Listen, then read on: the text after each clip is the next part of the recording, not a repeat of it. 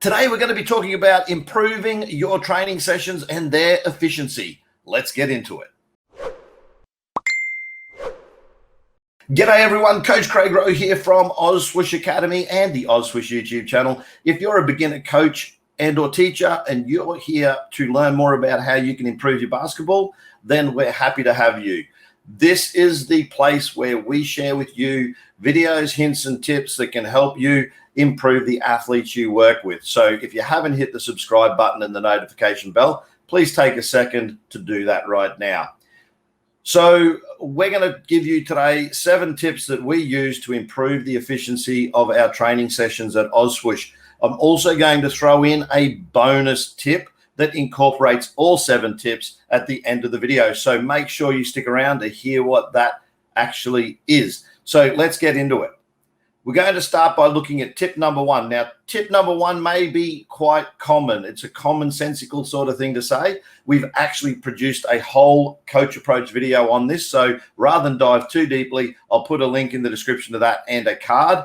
But the first tip is plan your training sessions. That goes without saying, but some coaches actually fail to plan. And if you fail to plan, the saying is you plan to fail. So one of the first tips I would say is make sure you're planning your training sessions. Check out our video that actually gives you a link to a training session guide that you can use yourself. And it also explains the process we follow at OzSwoosh in coming up with our training session plans. So that is tip number 1, plan your training sessions. Tip number 2 is name your drills. This one seems also like a no-brainer, but a number of coaches don't actually give their drills names. Now, there is a lot of common names for drills, and there are also ones you can come up with yourself. So when you name a drill, it has to be sticky. So you want your athletes, when you say get into whatever the drill is, they automatically know what you're talking about. So some of the common ones might be Tennessee or Cincinnati drill or something like that. Or 4-corner passing. They're common drills that a lot of athletes across a lot of programs, if you told them to do those drills, they would actually jump straight into them straight away. So you also may have your own drills that you want to name that are relevant to your program. Here at the OzSwoosh YouTube channel and at OzSwoosh, we actually create some of those games and drills ourselves, and we give them names that we think are sticky. So for example, in our fun games for kids videos, we have a game called Battle Royale. We also have a game called Pokemon. We are creating names and creating games that are going to stay sticky with not only our athletes, but hopefully you, the coaches that are actually teaching the games across your programs. So make sure you check those videos out. I'll put a link to the playlist there. So name your drills, tip number 2. Tip number 3 is keep participants engaged. Keep your athletes engaged. I do this, or our approach is to try, when we plan our drills, is to have a drill go for no longer than 5 to 10 minutes, and we want to use all our resources. So if we have a heap of basketballs, we want to make sure all our athletes are using those basketballs. Some drills are not always going to have everyone using the drills, but we want to minimize the stand around time. We want to maximize the on-court time and the physical activity time. That is what they're there for, to learn. A lot of coaches only get 1 hour to work with the athletes. So that's why having a training efficiency strategy is actually really important. Do you already do this stuff? Then let me know in the comments below. You may already be doing this stuff. You may have some tips and ideas as well yourself that you want to share with others. And we love people here sharing the knowledge through the comments here on the OzSwoosh YouTube channel. So make sure you leave a comment if you want to engage in a conversation. Now, tip number 4, this one's big for me. It's use points of emphasis. I've also referred to that in another video. Points of emphasis are those things that you repeatedly say to get the results that you repeatedly want.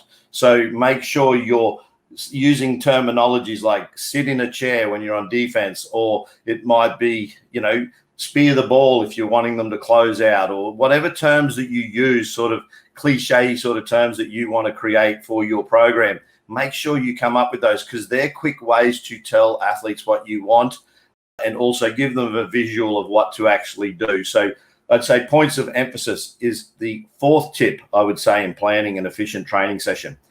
The other one, number 5, tip 5, would be coach on the run. There's a lot of standing around opportunities in basketball. We want to minimize that. So you can coach your athletes in a drill and coach on the run and basically give the critical eye to your athletes' skill execution. So while they're in the drill is when you want to be providing feedback. If they're in a scrimmage situation, you may be able to just say freeze to get your athletes to stop where they are if you want to make a teaching point in an environment, and then you can say start again. So it's like pausing the TV or a remote on an old VHS tape. That's showing my age. So, basically you can freeze a moment when you're training. So that's a good use of efficiency.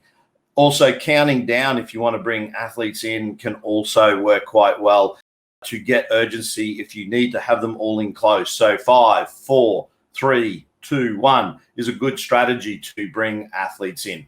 So tip number 6, manage your drink breaks. So one way you can manage drink breaks is to allow your athletes to have the drink bottles near the court, like on the sidelines or on the baseline. And when you do have stoppages to talk to them, allow them to drink those bottles and make sure they're guzzlers, that they spill, but allow them to have a drink while you're talking. That is a good use of time rather than sending them off for a drink break. You do find in school environments, they may not all have access to that water bottle and you have to send them off to bubblers. So one of the strategies we use is we may play knockout games. So a knockout game is like shooting knockout or dribble knockout, where when an athlete gets knocked out, they can then go get a drink and then they can come back and either join back into the game or hopefully the game's over. And that's a way of managing the flow of athletes to those bubblers or water resources that they need if they don't have a water bottle. So they're just strategies that we use to try and better manage our efficiency of our training sessions. And tip number 7, this one's big if you have them, is utilize all your resources. I touched on that a few seconds ago, but realistically, if you've got extra baskets, if you've got extra basketballs, if you've got extra equipment, if you've got extra coaches and you've got parents prepared to put their hand up, then try and have as many people help you deliver the training session that is possible, because that helps with efficiency. Now, I promised a bonus tip on how you can incorporate all those aspects into a training session. And this is one that I did as a kid at school, and it's quite common. PTs use it, personal trainers, is to use circuit training. So circuit training allows you to do all those previous 7 tips, and you can move athletes from station to station after a set period of time. So you can have stations for 5 to 6 minutes, and you can actually have different skills at those stations. It allows you to utilize all your resources. It keeps kids engaged. It gives them a good workout. They can have a drink break in between, and you can utilize all the resources you have, including people, parents, coaches, balls, and baskets. So that's the bonus tip, is circuit training is one of the most efficient ways you can deliver a training program. Now, from a activity point of view, it's really good.